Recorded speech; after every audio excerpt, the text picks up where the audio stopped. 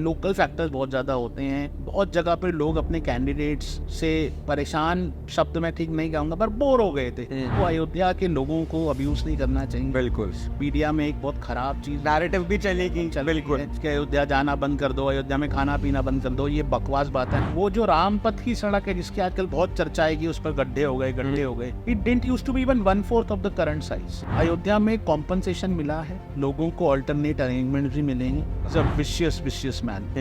I think he should be dealt as strictly as it can be. अरे भाई, you've been power in for 50 years. His mother was de facto prime minister of the country for 10 years. His father was prime minister for 5 years. His grandmother was 17 years prime minister. His grandfather was 17 years prime minister. Regional fault lines को, बिल्कुल। तमिल को हिंदू से रहा। Prime minister ने कब कहा है आज तक कि मैं एक मलयाली को मलयालम नहीं बोलने दूं? कभी भी नहीं। कभी भी नहीं कहा। Ask the person, last time आपने कब अखबार में ये ऐड देखा था कि किसी लावारिस चीज को मत छुओ, बम हो सकती है? पहले तो आते रहते थे। 10 साल से ऐसा ऐड भी देखा नहीं इस पर। 10 साल पहले ये कॉमन, पूरे देश के 21 या 24 स्टेट्स में एक साथ लाइट चली गई। अच्छा। और पूरे दिन लाइट नहीं आई थी। क्यों?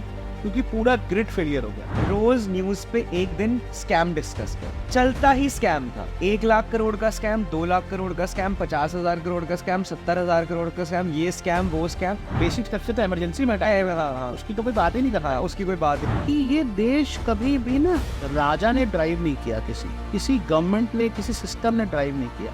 इस देश को हमेशा लोगों ने ड्राइव किया। लाहौर में जितने पब्लिक बिल्डिंग्स थे, अस्पताल थे, म्यूजियम थे, कुछ भी थे, सब सर गंगाराम ने बनवाए। सारे सरोवर बाग का। बिल्कुल बिल्कुल, सारे सारे।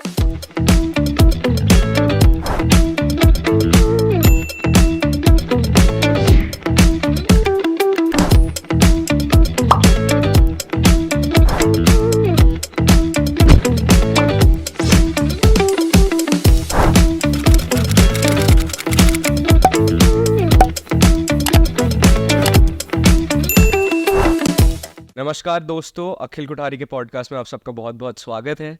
आज मेरे साथ पॉडकास्ट पे दूसरी बार राहुल कौशिक जी हैं। राहुल भाई मेरे भाई जैसे हैं और इनके साथ हमने राम मंदिर पे एक पॉडकास्ट करा था जो सबको बहुत अच्छा लगा था।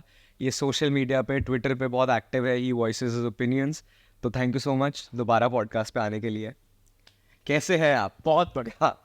बढ़िया ही होना चाहिए, बाकी सब तो चलता रहता है। इंसान को बढ़िया होना चाहिए हमेशा। तो भाई सबसे पहले तो बिकॉज मैं आपके साथ इतनी पॉलिटिकल कॉन्वर्सेशंस करता हूँ, तो हम इसी से शुरू करेंगे कि इलेक्शंस आए, क्या लगा आपको रिजल्ट्स देख के? क्या आपके इस पे ओपिनियंस है? क्या आपके दिमाग में चल रहा है इतने दिनों से?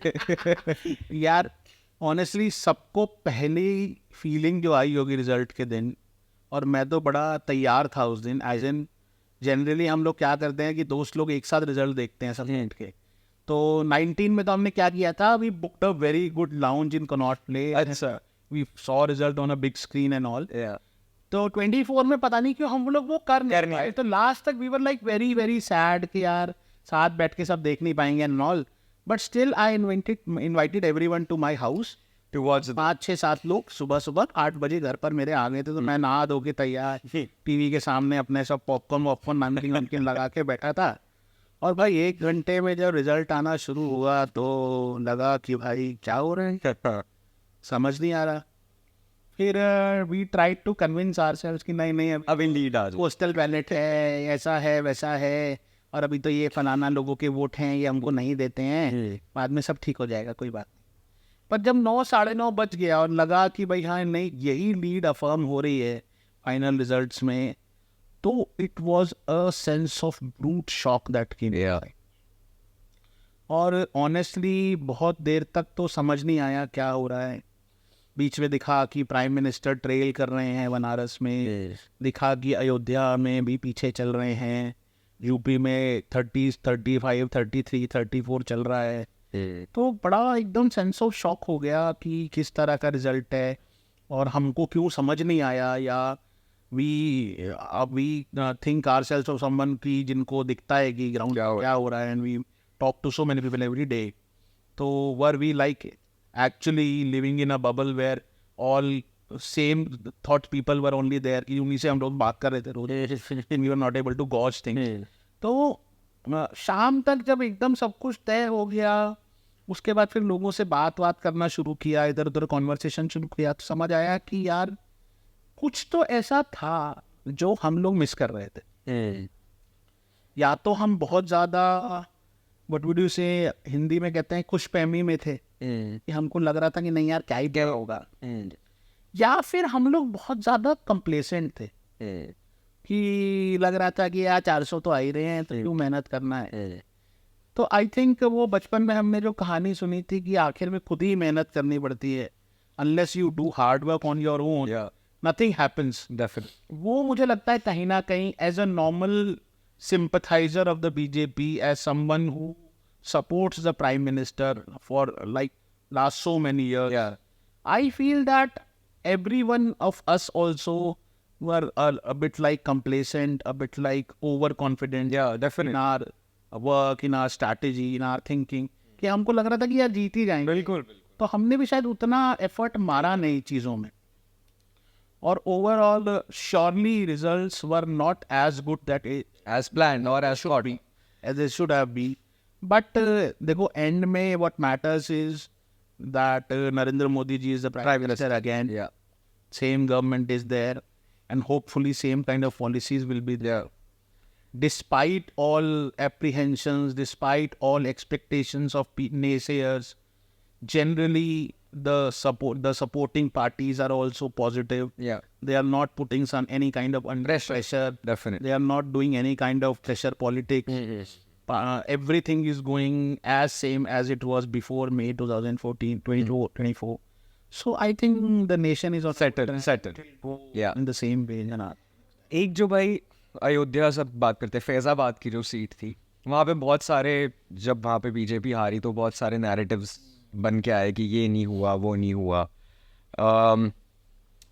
कुछ बोला गया था, आई डोंट नो, आप if there is a misconception clear करना है कि वहाँ के लोग नाराज़ थे कि उनको कॉम्पनसेट नहीं करा गया या कोई कुछ और हो गया, तो वहाँ पे एग्जैक्टली हुआ क्या था? बिकॉज आप ज़्यादा अच्छे से समझा पाए। यार मुझे क्या लगता है, देखो ऑनेस्टली, अब जब एक बार हार जाते हैं ना तो वो कहते हैं कि success has 100 fathers, failure has none.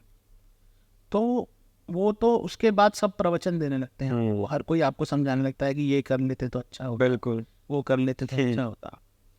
वो गालिब का शेर है कि मर गया गालिब पर अब याद आता है, वो हर बात पे कहना कि यूं होता तो क्या होता। सही बात। तो अब वो उस समय ये सोचना कि नहीं ये ऐसा हो जाता तो बहुत बेटर हो जाता, ये हो जाता वो हो जाता, तो सक्सेस एक बार आती है तो सब धुल जाता है। यही 350 सीट हो जाती तो बिल्कुल बात ही नहीं होती, इन्हीं लोगों के बिल्कुल अलग कंक्लूजन होते। बिल्कुल ठीक है ना। अब सबके अलग कंक्लूजन है। मैं किसी को कह रहा था, वो मुझे कह रहा था कि नहीं यार इस वजह से हार गए क्योंकि एससी को ये लग गया था कि कॉन्स्टिट्यूशन चेंज हो जाएगा, रिजर्वेशन मर जाएगा। मैंने कहा यार तुझे 4 से पहले कभी लगा था, ये 4 जून से पहले तो रीसेट है। तो मतलब आपके लिए बहुत इजी है आज के दिन कंक्लूजन बना। देखो I am someone who is going to Ayodhya very very regularly for last 5 years at least. Ayodhya में जितना भी काम हुआ है वो अनप्रेसिडेंटेड है। बिल्कुल। आप भी अयोध्या गए? बिल्कुल। और अयोध्या में भगवान के प्राकट्य से कुछ समय पहले, मतलब ये प्राण प्रतिष्ठा से 4-5 साल पहले पीछे के टाइम में हम जाएं, या अगर हमको आप में से कोई व्यूअर्स भी कोई अगर इमेजिन करेंगे, अगर वो गए हो 16, 17, 15 में अयोध्या, तो जो अयोध्या थी और आज जो अयोध्या है उसमें जमीन आसमान भी छोटा शब्द है जी, आकाश पाताल का अंतर है।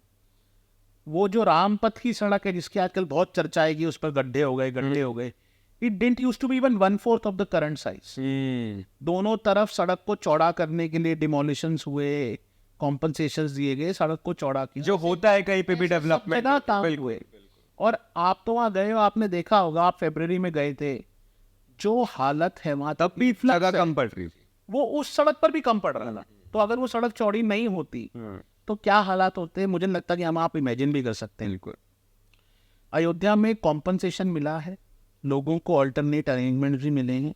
कुछ इश्यूज होंगे, इश्यूज होते हैं, कई बार सरकारी डॉक्यूमेंट्स के इशू होते हैं, क्योंकि गवर्नमेंट कैन ऑलवेज पे the person who has ownership rights. अगर सरकारी राइट होंगे आपके तो आपको कॉम्पनसेशन मिलेगा। अगर आप उस जगह पे आपके पिताजी ने कोई खोखा डाल लिया तो और आज आपकी वहाँ दुकान हो गई, अगर आपके पास पेपर्स नहीं है तो सरकारी संपत्ति के जब आपको एक्वायर करेंगे तो आपको मुआवजा उसका नहीं मिल सकता। That is technically an encroachment to use the word. तो encroacher can not get entitlement. तो द पॉइंट इज कि बहुत सारे इश्यूज रहे होंगे, कुछ लोग नाराज भी होंगे, पर ऐसा जब भी होता है कहीं पर तो डिसरप्शंस तो होते हैं। अयोध्या की शहर में मुझे याद है जब मैं 2006 में गया था तो एक रिक्शा भी नहीं मिला था मुझे मंदिर तक जाने के लिए। मैं एक मणि पर्वत करके वहाँ जगह है, वहाँ एक मेरे दोस्त है, उनका एक धर्मशाला थी वहाँ पर, वहाँ रुका था।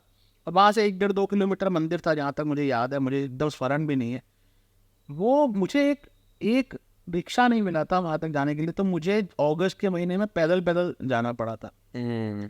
आज अयोध्या में ये हाल है कि आप रेस्टोरेंट में खाना खाने जाओ तो 1 घंटा वेट करना। बिल्कुल, मैंने करी हुई है। मेरे घर वाले तो जब गए थे तो रेस्टोरेंट के ओनर ने उनको कहा 1 घंटा वेट करने के बाद कि भैया एक काम करिए, हमको पैक कर देते, होटल जाके खा लेना, यहाँ बैठने की जगह तो हमको नहीं मिलता।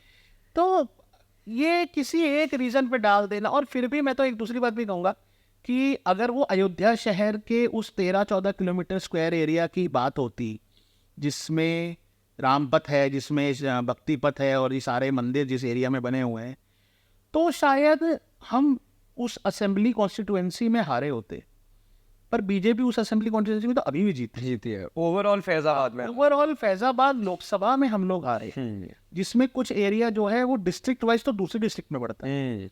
तो द पॉइंट इज कि एक किसी पर्टिकुलर रीजन से जोड़ के देखना एक इलाके के डिफीट को, वो ठीक नहीं है, या मंदिर से जोड़ के देखना। बिल्कुल, बहुत सारे फैक्टर्स होते हैं, लोकल फैक्टर्स बहुत ज़्यादा होते हैं। बहुत जगह पर लोग अपने कैंडिडेट्स से परेशान, शब्द मैं ठीक नहीं कहूँगा, पर बोर हो गए थे। उनको लग रहा था कि यार 3-4 बार से यही एमपी हैं हमारे। लल्लू सिंह जी 91 से कॉन्टिन्यूसली 2012 तक एमएलए थे। अच्छा। और 2012 में वो पहली बार हारे, 2014 में वो एमपी बन गए, फिर वो 10 साल एमपी थे। तो imagine an average Ayodhya voter who seeing him as a representative since 1991 for almost 32 years, 33 years। तो it's a very long time, very long time आई जाती है। हाँ, तो मतलब अगर वो कितना भी अच्छा काम कर रहे हो पर फिर भी एक फटीग आ जाता है। तो मुझे लगता है कि बहुत सारे रीजंस हैं, उनको अयोध्या के लोगों को अब्यूज नहीं करना चाहिए। बिल्कुल, मीडिया में एक बहुत खराब चीज नैरेटिव भी चलेगी बिल्कुल कि अयोध्या जाना बंद कर दो, अयोध्या में खाना पीना बंद कर दो। ये बकवास बात है, हमको बिल्कुल नहीं करना। बिल्कुल। और मैं तो इस बात को कहता हूँ कि भाई आपने अगर कुछ आपके एक्यूमुलेटेड पुण्य होंगे तो ही आप अयोध्या जाके वहाँ कुछ खा सकते हैं। बिल्कुल, नहीं तो आपके ऐसी जगह वहाँ का खाना खाना है नहीं। तो जो ऐसी बात करते हैं वो तो मतलब I think they are stupid, they just should be ignored. अभी स्टूपिड आपने वर्ड यूज करा, उससे मुझे राहुल गांधी याद आया। तो I don't think now he is a stupid. Tell me, तो मैं कमिंग टू माय क्वेश्चन, अभी पार्लियामेंट चला, जो सेशन था ओथ टेकिंग वगैरह हुई, पिछले 5-7 दिनों में बहुत सारी चीज़ें बोली गई राहुल गांधी, उनके पार्टी इंडिया अलायंस के द्वारा। क्या लगता है आपको कि कैसे राहुल गांधी एकदम चेंज, मतलब मैंने उस दिन उनकी एक वीडियो देखी, मुझे लगा अबे शैतान, वो जो ऐसे बैठ के कह रहा ना हल्ला करो हल्ला करो हल्ला करो, ऐसा लगा ईवल है अंदर से राहुल गांधी। मुझे क्या लगता है कि we did a huge disservice to this nation by building a narrative around him where he was termed as a pappu or an idiot. He is not an idiot, at least for the last 3, 4, 5 years. What I have been observing, he's a vicious man. और I think he should be dealt as strictly as it can be. Okay. क्योंकि जिस तरह की बातें वो कर रहा है, जिस तरह का नैरेटिव वो फैलाने की कोशिश कर रहा है, जिस तरह की चीज़ें लाकर लोगों को इंस्टिगेट करने की वो कोशिश कर रहा है, this is nothing but anti national, and I am being very serious about it. अगर आप देश की आर्मी की क्रेडिबिलिटी हैम्पर करने की कोशिश कर रहे हो ये कह के कि army is lying about compensation of मार्टियर्ड, तो मुझे लगता है कि उससे शर्मनाक बात नहीं हो सकती है। देन उस केस में आप कोई भी आपके साथ लिहाज, कोई शर्म आपके साथ किसी को बातचीत करने में, व्यवहार करने में नहीं करनी चाहिए, क्योंकि army is a sacrosanct institution. Army के ऊपर मुझे नहीं लगता कि इस देश में ऐसा कोई भी है जो हमारी आर्मी पर प्राइड फील ना करता हो, जो ये ना फील करता हो कि army is someone who has saved us all.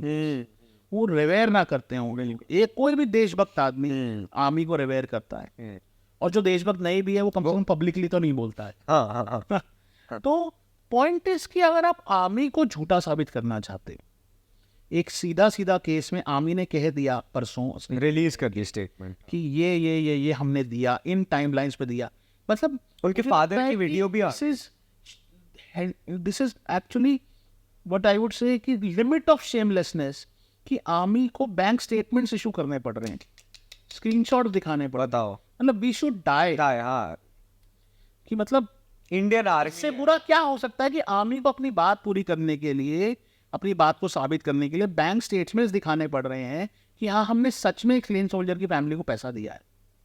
This is shameful. तो अगर कोई आदमी इस तरह से और आपकी कंट्री को डाउन करने की कोशिश कर रहा है, और किस लिए? Just to come in power. अरे भाई, you been power in for 50 years. This party has been in power for 50 years. His mother was de facto prime minister of the country for 10 years. His father was prime minister for 5 years. His grandmother was 17 years prime minister. His grandfather was 17 years prime minister. अरे भाई, तुमको क्या चाहिए और क्या चाहिए तुमको? This comes to 44 years. Just your family rule. हाँ, just your family rule. तो मतलब और तुमको क्या चाहिए? और उसके बाद भी आप कुछ भी करने को तैयार, कुछ भी बोलने को। देखो होता क्या है अखिल भाई, कि एक तरफ आपको लगता है कि कोई आपका, कई बार पहले क्या होता था कि कुछ भी चीज़ ऐसी होती थी ना जो सरकार के कंट्रोल में नहीं होती थी, तो कह देते थे कि फॉरेन हैंड है। मतलब इंदिरा गांधी के टाइम बहुत चलता था कि फॉरेन हैंड है, फॉरेन हैंड है। पर यहाँ तो क्लियरली दिख रहा है कि आप वो सब कुछ कर रहे हो which will help anti India forces, बिल्कुल, which will help people who want India to get down. and on every matter possible. On everything, on everything, everywhere. आपकी पॉलिसीज कैसी हैं, आपकी बातें कैसी हैं, आप किस तरह, मैं इस बात पर इसलिए भी कहना चाहूँगा, मतलब मुझे लगता है कि चाहे वो कोई भी मैटर हो, नेशनल सिक्योरिटी क्या या नॉर्मली भी कोई, उस पर आप पिछले 10 साल में गवर्नमेंट स्टैंड्स को और उससे पिछले 10 साल में गवर्नमेंट स्टैंड्स को कंपेयर करके देख लो, तो you will get to know कि कौन सा स्टैंड या कौन सी government is supporting the narrative of India and which is not.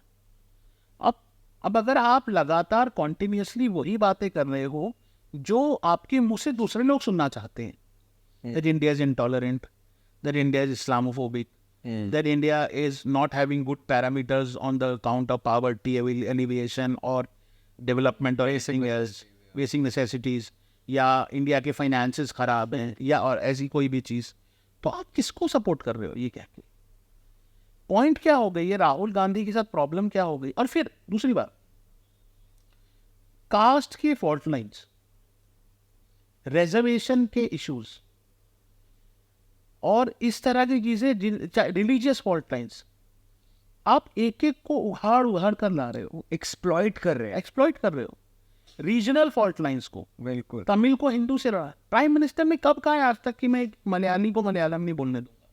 कभी भी नहीं कहा।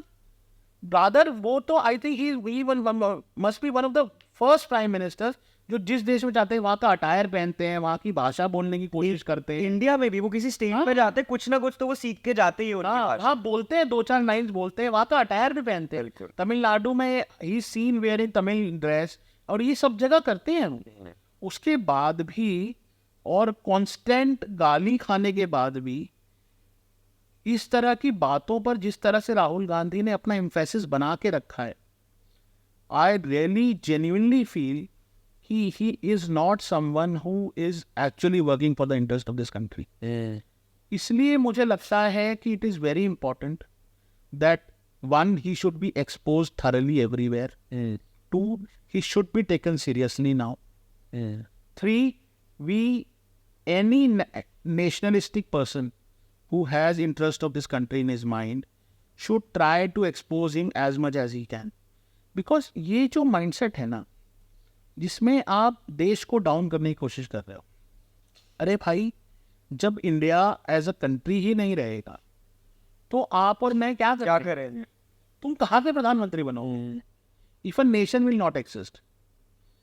प्रॉब्लम क्या हो गई है ना अखिल भाई, एंड वील डिस्कस इट, कि ये इस रिजल्ट का एक बहुत बड़ा सबक जो है हमारे लिए वो ये भी है कि there is a total section of people, specially who are younger people, Yeah. like 18 to 30, 25, 30 years of age, who has actually not seen the period of a Congress rule. कि कांग्रेस रूल कैसे होता था, क्या सिचुएशंस होती थी उन दिन जब आप सड़क पर चल रहे हो और अचानक बम फट जाता है, आपको आइडिया ही नहीं है कि आप शाम को घर वापस जाओगे या हम कहीं भी जाते थे, मालवीय नगर, सरोजनी नगर, साउथ एक्स, किसी भी मॉल, पहले यही होता था कि भाई दिवाली, होली, इन दोनों तो जाना ही जाना ही नहीं है, जाना ही नहीं। और मुझे तो याद है कि मैं एक जगह बैठा था, तो आई आस्क्ड द पर्सन कि लास्ट टाइम आपने कब अखबार में ये ऐड देखा था कि किसी लावारिस चीज़ को मत छुओ, बम हो सकती है? पहले तो आते रहते थे। 10 साल से ऐसा ऐड नहीं देखा न्यूज़ पेपर। 10 साल पहले ये कॉमन था। मैं तो हमेशा सबको बोलता हूँ कि मैं बहुत छोटा था, मैं घर जा रहा था स्कूल से, तो आई हैड अ टिफ़िन, तो वो छोटा सा टिफ़िन बॉक्स था मेरे हाथ में। तो रास्ते मुझे एक फ्रेंड मिल गया, तो मैं फ्रेंड से बात करने लगा। टिफ़िन मैंने पेवमेंट पर जो ग्रिल लगी होती है उस पर रख दिया। अब बात करते करते मैं घर आ गया, टिफ़िन भूल गया। शाम को मम्मी ने पूछा कि टिफ़िन कहाँ है, बैग में से टिफ़िन निकाल के दे। तो मुझे याद आया कि अरे टिफ़िन भाई भूल वहाँ भूल गया। तो मैं भाग के गया, टिफ़िन उठा के लाया वहाँ से शाम को, और जाके मम्मी को दिया। रात को जब हम खाना खा रहे थे तो मैंने मम्मा को बताया कि यार मैं टिफ़िन तो वहाँ छोड़ आया था, पर किस्मत से वहीं रखा मिल गया। तो पापा बोले कि लोगों ने छुआ नहीं होगा, कौन बम है। ऐसा था। हाँ। बिल्कुल था। अब नहीं होता ये, लोगों को ध्यान ही नहीं है। हाँ। दो एक प्रॉब्लम ये भी हुई, Rahul Gandhi was able to capitalize on fears of people because उनको वो they have taken this situation as default. होता क्या है ना, जब हमको कोई चीज़ कंफर्टेबली मिल जाती है ना, तो हमको लगता है कि ये ऐसा ही होता है, कि बम नहीं फटते यही नॉर्मल है। ये नॉर्मल नहीं नहीं है। देश में टेररिस्ट अटैक नहीं होना नॉर्मल नहीं था इस देश में। बहुत नॉर्मल। हाँ आए दिन न्यूज आता। हाँ, लेकिन हम लोग भूल गए। भाई सॉरी टू इंटरप्ट यू, मेरे को बीच में बात पूछनी। अभी आपने बात बोली ना, the youth of this country 18 to 30 specially have somewhere or the other, because I am also 25 years old, I see around me that yes, there are people who have fallen for this narrative, but when it is so clear that the message he is giving out, वो कहीं ना कहीं anti India एक narrative है, वो जो बात करते हैं उसमें कहीं दिखता नहीं कि इसमें तो यार इंडिया का भला होगा या इंडिया के किसी भी व्यक्ति का, किसी के धर्म का भला होगा। तो why are the youth falling for this narrative? मैं तो इसका एक ही रीज़न मानता हूँ कि कुछ भी आपको करना होता है ना डिसाइड, तो आपके पास हमेशा कोई ना कोई प्रेमिस होता है, उसमें कोई पैरामीटर होता है, उस पर इवैल्यूएट करते हो कि ये मेरे लिए अच्छा है या बुरा है। अगर मुझे कुछ खरीदना है तो मैं देखता हूँ कि ये मुझ पर अच्छा लगेगा या खराब। प्रॉब्लम क्या है कि जो 18 to 30 वाला सेक्शन है, उस सेक्शन ने पुराना राज देखा ही नहीं है, तो उनको उस समय का कैसा नाइटमेरिश रूल था उसका आइडिया नहीं है। हम लोग आज के दिन में उसको सोच नहीं सकते। मतलब फॉर एग्जाम्पल अखिल भाई, यू आर 25 ना, तो 12 years बैक यू वर 13 है ना, 2012 में 5 जुलाई के दिन, आज ही का दिन है 5 जुलाई, मुझे इस तारीख सच में याद नहीं है कंफर्टेबली, पर जुलाई का ही महीना था, 12 जुलाई होगी शायद। पूरे देश के 21 या 24 स्टेट्स में एक साथ लाइट चलेंगी इतनी। अच्छा। और पूरे दिन लाइट नहीं आई थी। क्यों? क्योंकि पूरा ग्रिड फेलियर हो गया था। ओ, पूरे देश में एक साथ 12-15 घंटे लाइट नहीं थी। आप न्यूज़पेपर में ढूंढोगे क्लिप, अब मिल जाएगी पक्का, है ना। जब मैं बोल रहा हूँ तो आप उस क्लिप को लगाऊंगा, बिल्कुल लगाऊंगा। तो आप शॉक्ड हो जाओगे सुन के कि ऐसा हुआ था इस देश 2012 में। और बहुत पुरानी बात नहीं है, मैं कोई नहीं नहीं, अभी युग की बात अभी हाँ। टेक आ चुका था। मोबाइल फोन आ चुके थे, सब कुछ आ चुका था। पूरे देश में एक दिन लाइट नहीं थे, आपको याद ही नहीं। मैं अभी थोड़ी देर पहले जहाँ बैठा था, I was discussing with him कि एक फ्रेंड के साथ मैं बात कर रहा था, तो मैं उनको बोला, मैंने कहा भाई लोगों को याद नहीं है कि अभी रमजान निकला। रमजान में every day a big neta used to throw a big lavish iftar parties. इस साल कितनी इफ्तार पार्टी? और वो ब्रेजन ना, मतलब I am not against iftar parties, but भाई वो ब्रेजननेस था कि आप एक ही कम्युनिटी के लिए कर रहे हो बिल्कुल। और आपको कोई कुछ कहने और उसको ऐसे लाइमलाइट में लाया जाता था। हाँ। इफ्तार इफ्तार वाज अ फैशन, हाँ। It was a fashion statement. और मैं तो देखो, मैंने कुरान नहीं पढ़ी, मैंने हदीस नहीं पढ़ी, और मैंने लर्नेड लोगों से सुना है कि ईमान वाले व्यक्ति का दिया हुआ ही इफ्तार खाना चाहिए, ऐसा मुसलमानों को कहा जाता है। ईमान वाला माना जाता है जो मुसलमान हो, हाँ हाँ, ठीक है ना। तो आप मेरा दिया इफ्तार तो आपको पुण्य देगा ही नहीं, वो हराम है वो तो। हाँ, it will not bless you, तो आप क्यों खाओगे? तो सब भरे पेट आते थे वहां पर और केवल फोटो खिंचवाते वोट बैग और फोटो खिंचवा के चले जाते। भाई। इसी की अगर बात करें पुराने हालात की, एक चीज़ जो मैं याद दिलाना चाहूँगा, जो मुझे बड़ी क्लियरली याद है, क्योंकि 12, 13, 14 में मैंने बड़े अच्छे से पॉलिटिक्स फॉलो करनी शुरू करी थी, कि मैं और मेरे फादर, आपको पता है उनको भी बहुत शौक है पॉलिटिक्स का, हम सिर्फ रोज न्यूज़ पे एक दिन स्कैम डिस्कस करते थे। चलता ही स्कैम था। 1 लाख करोड़ का स्कैम, 2 लाख करोड़ का स्कैम, 50,000 करोड़ का स्कैम, 70,000 करोड़ का स्कैम, ये स्कैम वो स्कैम, और कोई न्यूज़ ही नहीं होती थी मीडिया। ये भी लोग भूल ही गए हैं। मेरे सोशल मीडिया पर आने के 2 रीज़न थे। अभी कुछ दिन पहले ट्विटर ने मुझे दिखाया कि आई complete my 15 years on. Oh my God, 15 years। तो मैंने देखा उसको, तो मुझे याद आया कि मैं ट्विटर पे क्यों आया था। तो 2 रीज़न थे। एक रीज़न था कि शशि थरूर पहली बार एमपी बने थे 2009 में, वही तिरुवनंतपुरम से। तो एक ऑस्टेरिटी ड्राइव कांग्रेस ने उन दिनों चलाया था कि भाई कांग्रेस के लोग will spend less on extravagant things, they will stop avoid using extravagant facilities everywhere. तो ministers were told to travel economy इनके। ओके। तो इकोनॉमी में शशि थरूर ने अपने जीवन में शायद पहली बार ट्रैवल किया होगा। तो उन्होंने एक ट्वीट किया जिसमें उन्होंने शब्द यूज किया था like holy cow sitting in cattle class, ऐसा। हाँ हाँ, अरे वो कितना फेमस हुआ था, कैटल क्लास। हाँ हाँ। तो वो ट्वीट जब अखबार में छपा तो मुझे पता लगा कि ट्विटर जैसा होता है। अच्छा। तो आई जॉइन ट्विटर। मतलब मेंटालिटी देखो, एलिटिस्ट मेंटालिटी कितनी ज्यादा है यार। है ना। और उसके बाद फिर अगले साल कॉमनवेल्थ था 2010 में। तो कॉमनवेल्थ में वो सब 5,000 का टॉयलेट रोल और स्पोर्ट्स विलेज का क्या हाल, स्कैम वैम, कॉमनवेल्थ का तो और बुरा हाल। JLN का वो ब्रिज जो है वो नीचे गिर गया था। तो वो सब से we got active on to social media and all. तो वो पीरियड को आज के दिन people do not remember because they don't have any memory of it.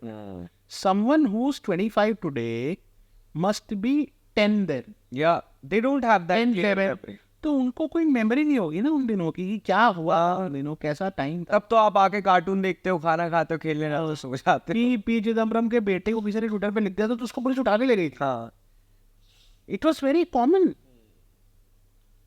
तो मतलब मुझे क्या लगता है कि लोगों को ना कंपैरिजन नहीं है। हाँ। कि उनको किस प्रेमिस पे वो लोग इवैल्यूएट करें किसी चीज को। ये एक प्रॉब्लम हो गया है कि लोगों को ये आइडिया नहीं है कि पहले चीजें कैसे होती थी। बिल्कुल। और उनसे बेटर अभी क्या है कि जो जो अभी चल रहा है ना, people have taken it as default कि इतना तो बेसिक मिनिमम है। जैसे for example one of my friends was telling me that उसकी मेड ने पिछले 3 इलेक्शन में, मतलब ही लिव्स इन नोएडा, तो ही वाज टेलिंग मी कि 2014 में, फिर 17 में असेंबली में, फिर 22 में असेंबली में और 19 में लोकसभा में 4 बार her maid his maid voted for BJP. अच्छा।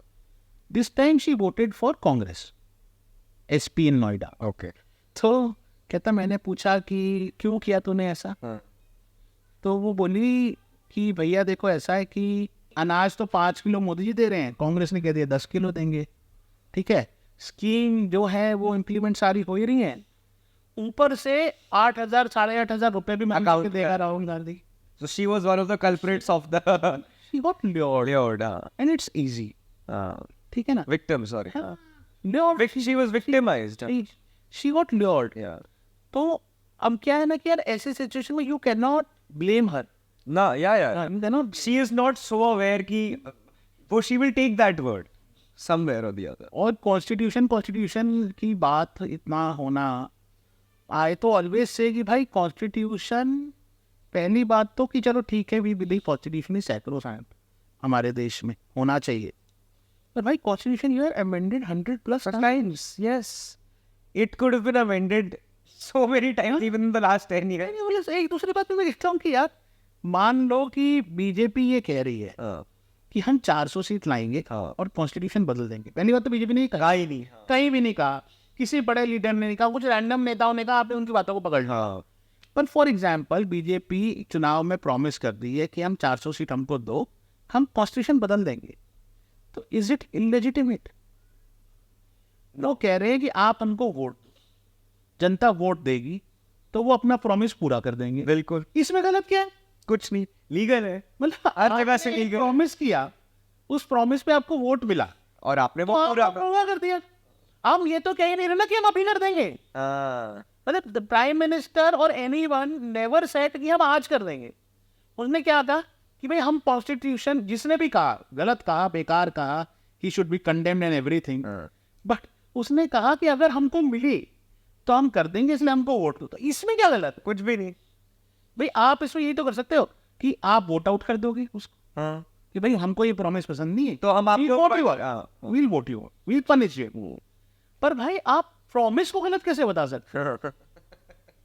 सही बात है. हाँ, मतलब मेरा पॉइंट, अच्छा आई एम नॉट एडवोकेटिंग, लेकिन भाई कॉन्स्टिट्यूशन तो 400 सीट लाना कॉन्स्टिट्यूशन चेंज करने के लिए जरूरी है. जरूरी नहीं है. हाँ, इंदिरा गांधी ने भी जो बेसिक स्ट्रक्चर है वो, हाँ, बेसिक स्ट्रक्चर तो इमरजेंसी में हाँ, हाँ, उसकी तो कोई बात ही नहीं कर रहा है. उसकी कोई बात ही नहीं. लेकिन पॉइंट इज कि कॉन्स्टिट्यूशन अमेंडमेंट तो इस गवर्नमेंट ने, पिछली गवर्नमेंट ने, इवन अलायंस गवर्नमेंट ने 50 बार किया है. बिल्कुल. उसके लिए तो आपको कुछ एक्स्ट्रा पावर्स भी चाहिए ना, you do not net wings for that. तो ये इस तरह के नैरेटिव को चलाना, उसके बेसिस पे एक प्रोपेगेंडा डेवलप करना और लोगों को डराना, मुझे लगता है कि प्रॉब्लम जो सबसे बड़ी हुई वो यही हुई कि people came into their lives, they got lured, और उसकी वजह से अब देखो ना, like some ladies, I was seeing videos online, वो बेचारी जितनी भी लेडीज थी उसमें से कुछ मुस्लिम महिलाएं भी थी, वो अपना पहुंच गई लोकल नेता के पास कि आपने कहा था आप जीतोगे तो हमारे अकाउंट में पैसा आएगा. अब जीत गए, वो पैसा आया नहीं. 1 महीना हो गया. अच्छा मुझे ये भी समझ नहीं आ रहा ऑनेस्टली, मुझे लगता है कांग्रेस को 1-1.25 महीना लग गया इस बात को रियलाइज करने में. Now they finally realized it कि वो हार गई. हाँ, पहले तो उनको कुछ दिन यही लग रहा था कि हम जीत गए. सही बात. 99 सीट्स पर उनको लगा कि हम जीत गए. क्या जीत गए. वो जो मोदी जी ने और सोशल मीडिया पे भी वो जो 100 में से 99 और 543 में से 99 वाली बात है, ये सच है. वो जो पहले दिन ऐसे ऐसे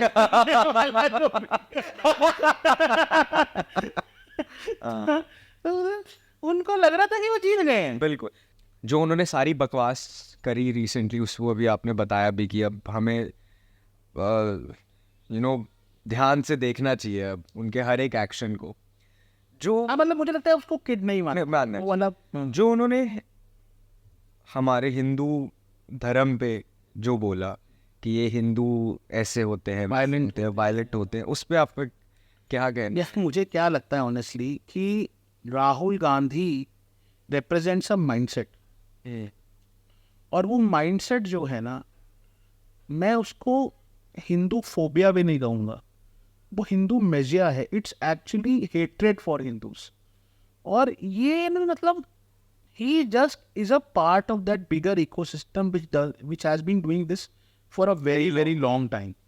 कि आप हिंदुओं को बदनाम करो, हिंदुओं को गाली दो, हिंदुओं को उल्टा सीधा बोलो, और हिंदू बेचारा क्योंकि कुछ कहता नहीं है किसी को, मुझे लगता है कि अगर हिंदू सच में वायलेंट होता तो राहुल गांधी ये नहीं कहता कि जो सच में वायलेंट है उनको नहीं कह रहे, क्योंकि वो तो कल घर पर खड़े हो जाएंगे आके, बिल्कुल, हम क्या बोले, वो कर देंगे, हम तो कुछ भी नहीं कहेंगे, हम तो कुछ नहीं, हम तो चाय बिस्किट खाते रहेंगे बैठे, हम कुछ नहीं कहते किसी को। तो जो सच में वायलेंट है उनको ये कुछ नहीं कहते।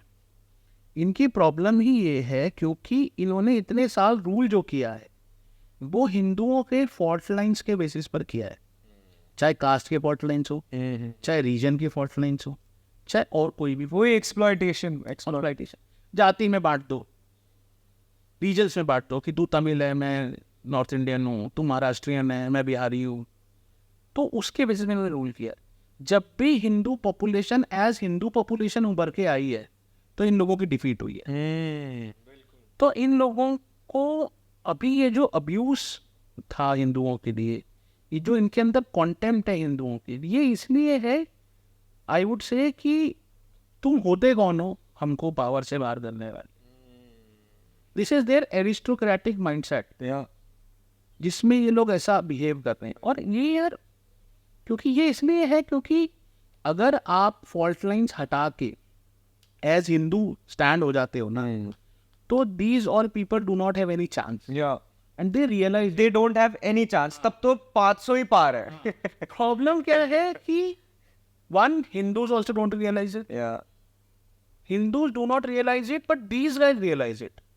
प्रॉब्लम क्या है कि हिंदू का स्ट्रेंथ हिंदू के अलावा सबको पता है, बिल्कुल, तभी वो एक्सप्लॉइट कर पा, तभी वो कर पाते हैं। और हम लोग क्या है ना, हम लोग चीज़ों को कैजुअली ले लेते, हम लोगों को लगता है कि नहीं ठीक है, क्या होता है, बोल देता है, कोई बात नहीं, इतने साल वो रहा, क्या कर लिया, but we do not realise कि क्या था और क्या हुआ। प्रॉब्लम हमारे यहाँ साथ भी क्या है कि हमारा जो एटीट्यूड है ना चीज़ों को लेके, या चीज़ों को लेके ओपिनियन बनाने की हमारी जो थॉट प्रोसेस है वो बहुत कैजुअल है। हमको लगता है कि यार ठीक है, उसने बोल दिया तो क्या हो गया, ठीक है, अगर कल वो बन जाएगा प्राइम मिनिस्टर तो क्या हो जाएगा। बट प्रॉब्लम वही है कि लोग उसको कंपेयर नहीं करना चाहते। मतलब लास्ट पॉडकास्ट में जब हमने बात की थी तो इट वाज अबाउट मंदिर को आप एक एग्जाम्पल ले लो कि 70 ईयर्स तक वो एक डिस्प्यूट चला, है ना, आपने उसको सॉल्व नहीं होने दिया, और बीजेपी को लेके आप ये कहते थे कि ये तो इसको कभी नहीं सॉल्व होने देंगे क्योंकि इनकी तो दाना पानी है, बिल्कुल, इनके पॉलिटिक्स बीजेपी उसको सॉल्व कर दिया, ठीक है। आज आप कहते हो कि वो तो कोर्ट ने किया था, है ना। अच्छा, मैं इसमें एक और चीज लाना चाहूंगा जो बहुत इंटरेस्टिंग है। There is a section of people in this country now, especially on social media, who are trying to create a utopian mindset in the minds of people. And I'm very serious about it. Some of them are like very good friends of mine also. But लोगों के दिमाग को विशिट किया जा रहा है ये कह के कि नहीं, मोदी को तो हम इस चीज़ के लिए लाए थे, but he is not doing enough. Modi is not doing enough for Hindus. Modi is not doing enough for Sanatan Dharma. और देखो अभी भी ये चल रहा है, देखो अभी भी ये हो रहा है, देखो अभी भी ये हो रहा है, देखो यूसीज के साथ क्या हो रहा है, अपर सो कॉल्ड अपर कास्ट के साथ क्या हो रहा है। ये जो है ना लोग, मैं मानता हूँ कि they are just an extension to the mindset of Rahul ji, और ये लोग उनसे ज़्यादा खतरनाक है। मैं ये ऐसा इसलिए कहता हूँ क्योंकि जो इस्लामिक्स हैं या anyone who's anti India, anti Hindu, at least you realize their threat. Here you are not realizing the threat. अगर आपको कोई रोज ये पढ़ा रहा है कि Modi is not doing enough so Modi should be voted out, तो वो ये नहीं बता रहा कि लाना किसको है, पर आ तो डिफॉल्ट में रहा है ना। आप मोदी की सीट कम कर दे तो डिफॉल्ट में कौन आ रहा है? बिल्कुल। और वो कैसा रूल करता था? आप कह रहे हो कि मोदी ने तो मंदिर के लिए कुछ नहीं किया, मंदिर कोर्ट ने बना, तो कोर्ट ने मंदिर पिछले 70 साल में क्यों नहीं बनवाया? यही कोर्ट था ना जिसने 18 में 16 में ये कहा कि we do not have time, this case is not our priority. तो वो कौन था भाई? प्रॉब्लम है कि हम लोग, और ये एक ह्यूमन माइंडसेट है कि हम सेटिस्फाई नहीं होते, हम सेटिस्फाई नहीं होते, दैट्स फाइन, किसी को भी सेटिस्फाई नहीं होना होता है, ठीक है ना। मेरा प्रॉब्लम ये है कि जब हम ये कहते हैं कि Modi is not doing enough for Hindus, तो भाई पहले कर कौन, नो लीडर हैज डन वो सो मच, नो लीडर। उस दिन भी जब राहुल गांधी ने बोला कि हिंदू जो अपने आप को हिंदू कहते हैं वो क्या करते हैं, हिंसा हिंसा हिंसा, मुझे तो वो एकता कपूर की सीरियल से याद आ गया उसमें वो 3 बार होता था। 3 बार तो वो मुझे लगता है वहीं से सीखा तो कौन खड़ा हुआ, पीएम खड़े हुए, मतलब it was not important for him to stand, But he stood up. he stood up himself and he said कि this is a very serious allegation, it should be withdrawn, कि आप हिंदू को एज अ कम्युनिटी, पूरे हिंदू समाज को आप हिंसक कह रहे। बिल्कुल। He took a stand as a prime minister, it was not his duty to take that stand. और आज बैठ के बहुत सारे राइट विंग वाले जिनकी आप बात कर रहे हो, वो गाली देते हैं मोदी को, उनको ये जो प्लेटफॉर्म मिला है ना, उनकी वॉइस इतनी फार राइट या कुछ भी बोलूं, वॉइस करने का, वो इस सरकार की ही देन है। यार पिछले 10 साल में बताऊं, मतलब मुझे अब हंसी आती है सब बातें करने में। 2012 में हिंदू वॉइस तो छोड़ो, एंटी कांग्रेस वॉइसेस जो थी ना ट्विटर पे प्रोमिनेंट, मैं कुछ नाम लूंगा, शिव अरूर जर्नलिस्ट, कंचन गुप्ता जर्नलिस्ट, और मेरे कुछ दोस्त बहुत अच्छे ट्विटर पे जिनके अच्छे फॉलोअर्स थे, उनको गवर्नमेंट ने ऑफिशियली बैन कर दिया। बताओ, आर्टिकल 66 जो था आईटी एक्ट का लगा कर ऑफिशियली गवर्नमेंट ने बैन कर दिया था। वो कोई एंटी इंडिया बात नहीं करते थे, वो एंटी गवर्नमेंट बात करते थे। तो आपने उनकी अभिव्यक्ति की आज़ादी, फ्रीडम ऑफ एक्सप्रेशन को खत्म कर दिया, और ये आज बात कर रहे ये हैं। हैंडल्स आपने बंद कर दिए थे, ठीक है ना। आज के टाइम में आप रोज मोदी को गाली देते हो, और I am not talking about people who are in left, Abhishek Banerjee और इन लोगों की बात नहीं करता मैं, हमारी साइड के लोग, बहुत सारे लोग हैं। ये लोग तब कहाँ होते थे? एक बहुत एमिनेंट लेडी हैं जो she was the face of the separatist, Kashmir separatist movement in Delhi. उनके एक तरफ गिलानी बैठा होता था, एक तरफ यासीन मलिक बैठा होता था। वो आज हिंदुओं की बहुत बड़ी नेता हैं, जो रोज कहती हैं कि Modi is not doing enough, Modi is not doing enough, Modi ने ये कर दिया, मोदी ने मैं एक ऐसे व्यक्ति हैं जिनका बहुत बड़ा यूट्यूब चैनल और सोशल मीडिया ट्विटर पे अकाउंट है, वो he was the candidate of Ashok Gehlot when he was chief minister for Rajasthan cricket association elections in 2007-8। अच्छा, हाँ, वो आज बहुत बड़ा यूट्यूब चैनल चलाते हैं। उन्होंने 4 दिन पहले एक अफवाह उड़ाई कि किसी फलाना शहाबुद्दीन के दामाद को मोदी NSA बनाने वाला है, डिप्टी NSA। वो 4 दिन बाद डिबंक हो गई बात। ऐसे बहुत सारे लोग हैं जो अलग अलग बातें करते हैं, कहते हैं कि मोदी ने ये नहीं किया, मोदी ने वो नहीं किया, मोदी ने टेम्पल फ्री नहीं किए, मोदी ने फलाना नहीं किया। अरे टेम्पल फ्री होने की बात तुम आज बोल पा रहे हो, पहले तो बोल ही नहीं पाते थे। तुमको सुनता कौन था पहले? तुमको बुलाता कौन था पहले? तुम कहाँ जाकर ये बातें कर सकते थे पहले? तुम इसका चौथाई भी बोलते थे तो उठा के जेल में डाल देते तुमको।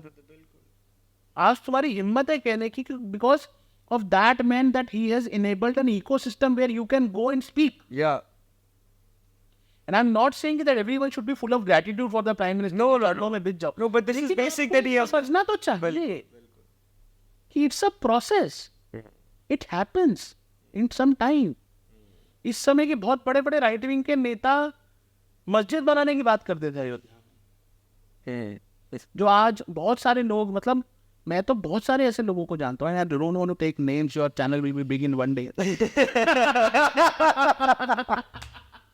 But the thing is कि यार आप सोचो ना कि आप क्या कर रहे हो।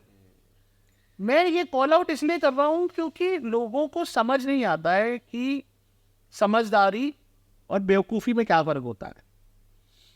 एक बात मैंने कहीं पढ़ी थी कि सावरकर कहते थे कि 3 तरह के ट्रेड्स होते हैं लोगों में। एक होता है सद्गुण, कि आप बहुत अच्छे हो, ईमानदार हो, सच्चे, सद्गुण है। एक होता है विकृति, आप खराब हो, आपके अंदर वीकनेसेस हैं, प्रॉब्लम्स हैं, कैरेक्टर में इश्यूज हैं। एक होता है सद्गुण विकृति।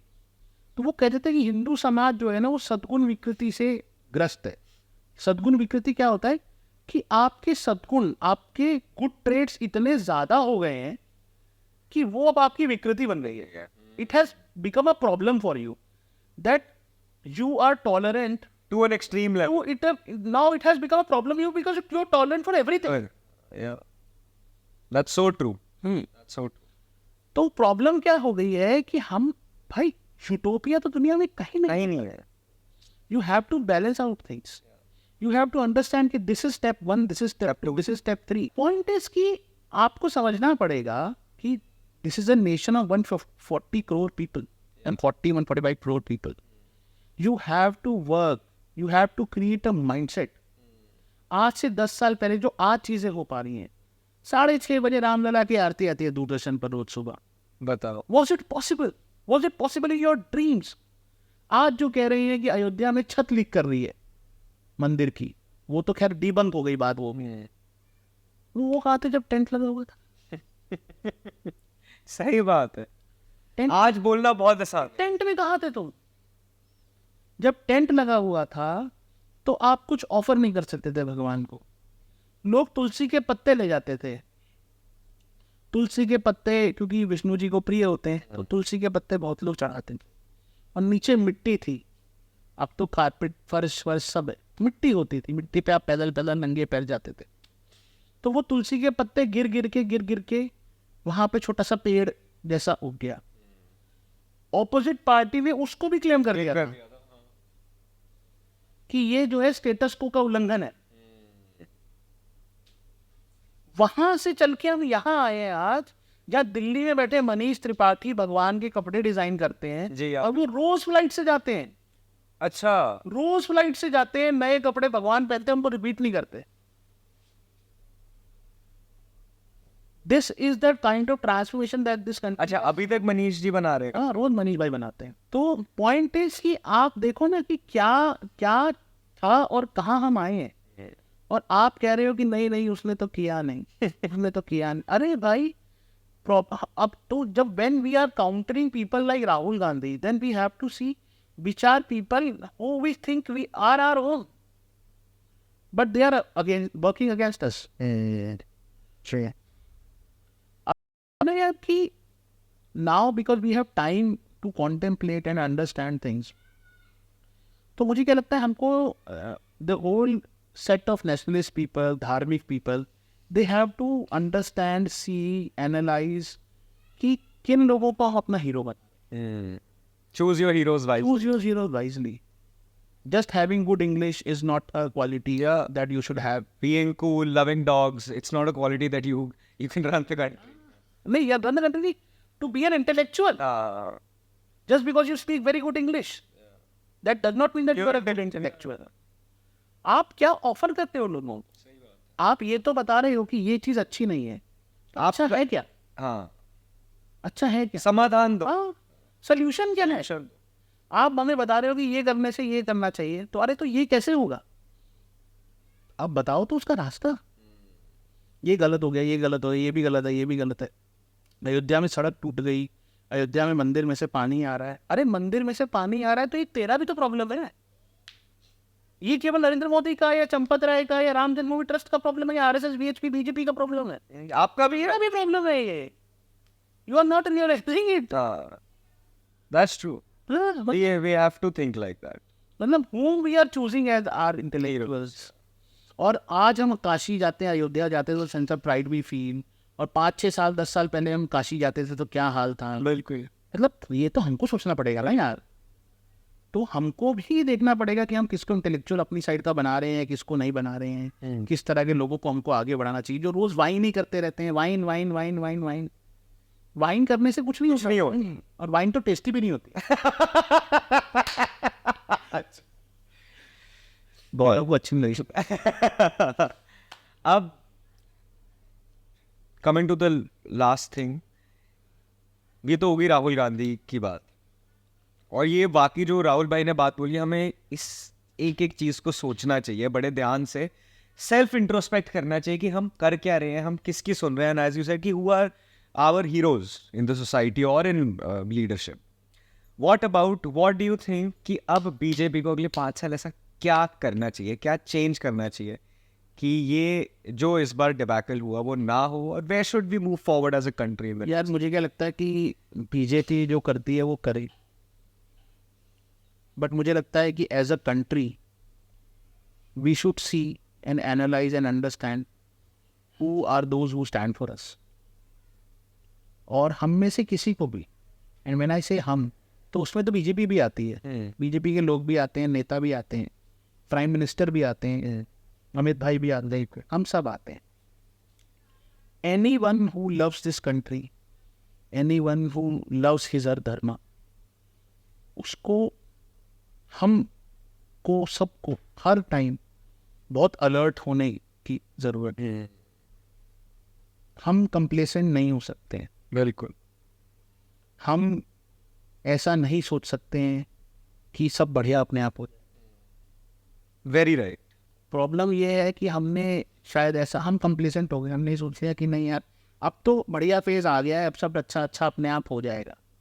मुझे लगता है कि हर किसी को, जैसे 13-14 में हर आदमी चार्ज था, उसको लगता था कि हमने एक चेंज लाना है देश में, तो everyone was doing his 100% giving their all. कुछ ना कुछ हर कोई कर रहा था। अभी हमको लगने लगा, और ये देश कभी ऐसे चला नहीं है, मतलब let me tell you something which is very close to my heart।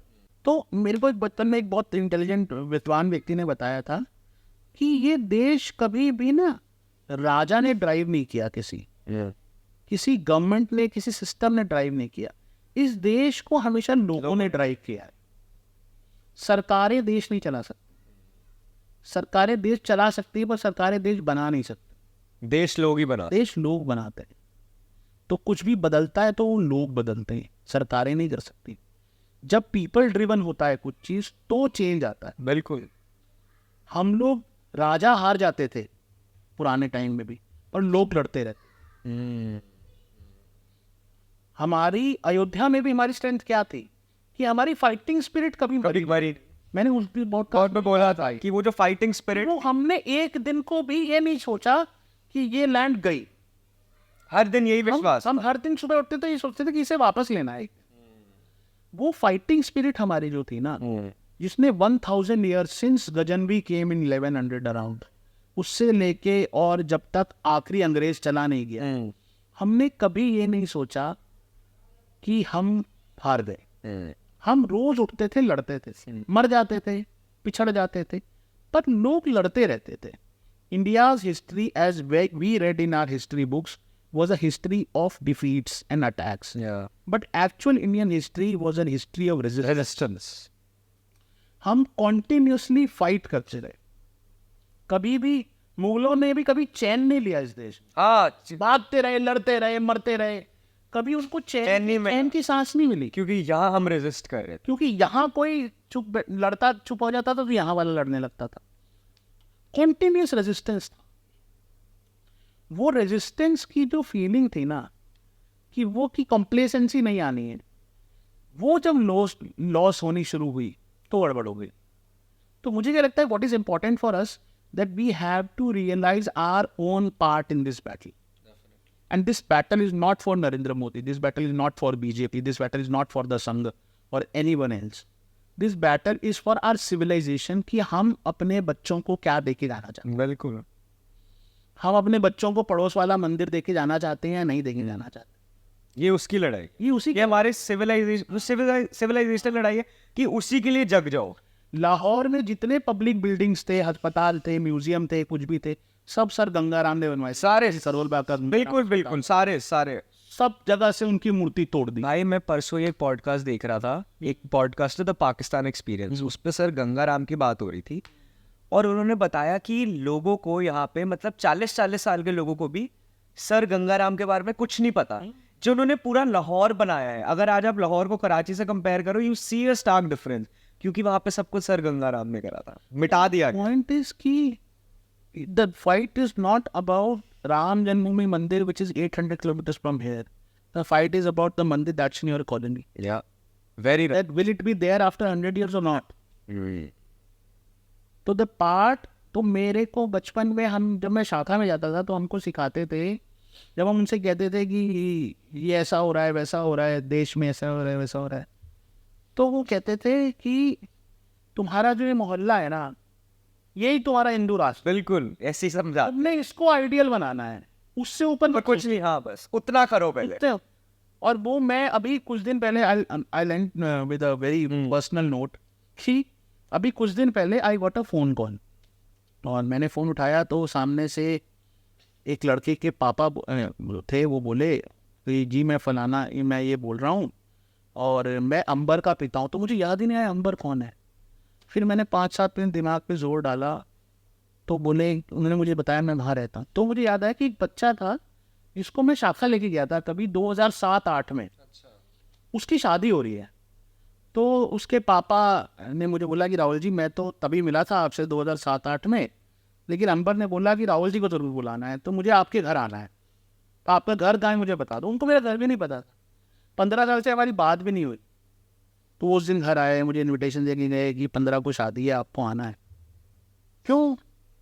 क्योंकि दो small things impacted his life sometime. शायद उनका बेटा कुछ हो जाता तो शाखा में आ गया तो ठीक हो गया, तो डिसिप्लिन कुछ भी यार, कुछ भी हो गया। तो मेरा पॉइंट क्या है कि हम सबको, मतलब what is important for us, that yes we should be concern about macro issues, but we should be concern about what's happening around around us. That's the most important. That's the most. Because those are the things that go up to the macro issues, those micro issues. मेरे आसपास क्या हो रहा है, मेरे दोस्त कैसा सोचते हैं, उनके साथ मेरी कॉन्वर्सेशंस क्या होती हैं, तो हम सबको अपना अपना पार्ट ठीक करना है। अगर हम सब अपना अपना पार्ट ठीक कर लेंगे तो I think We've half the battle is by. and it's not for Modi, it's not for anyone. It's for Bharat. us. It's for us. It's for our future generations, the kids that we'll have, their kids, कि हम उनको कैसा देश देना चाहते हैं. We'll be like very selfish if we give them a very very bad country, or a very bad state of our dharma, where they are not able to practice it independently like people with the freedom they have been doing in Pakistan or Afghanistan or somewhere else. So I think that is something which is very important. चलिए राहुल भाई, बहुत आपसे अच्छी conversation हुई, बहुत कुछ समझने को मिला, सीखने को मिला, जानने को मिला। कुछ बातें वाकई आपने ऐसी बोली जो मेरे भी एक स्पार्क आते कि यार ये तो जेन्युइनली बहुत अच्छी सही बात है। और जो लोग ये पॉडकास्ट देख रहे हैं उनको भी जो भाई ने बातें बताई वो कहीं ना कहीं इंट्रोस्पेक्ट करना चाहिए किसी भी इंडियन सिटीजन को कि हम क्या छोड़ के जाएंगे आगे। तो यही सोच के पढ़िए लिखिए, जितना चीज़ों को पढ़ सकते हैं समझ सकते हैं वो करिए, उसके बाद ही कोई डिसीजन, और अपना अपना पार्ट सब, और अपना अपना पार्ट सब निभाइए, ये सबसे इंपॉर्टेंट चीज़ है। तो थैंक यू सो मच, और जल्दी आपको फिर से बुलाएंगे पॉडकास्ट पे। Thank you. जय श्री राम।